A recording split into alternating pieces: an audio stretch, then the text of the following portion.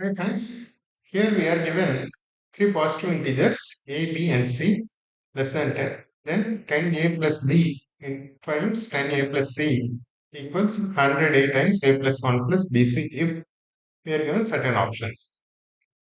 These two, there is an equation, right? 10a plus b times 10a plus c equals 100a times a plus 1 plus bc.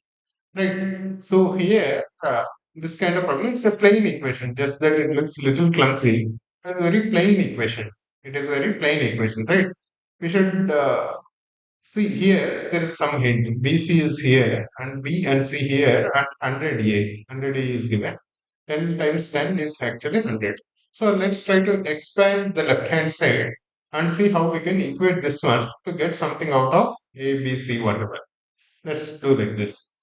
10a plus b times 10a plus c equals 100a times a plus 1 plus bc.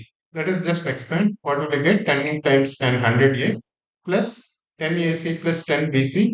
We can take 10a comma. 10a times b plus c plus bc equals 100a square plus 100a plus bc. We are expanding on both sides.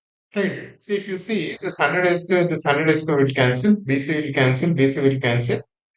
Then this 10, this 0 will also get cancelled. So basically 10a times b plus c equals 100a. What does that mean?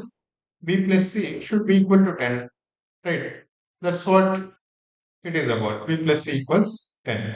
It's just pretty straightforward problem.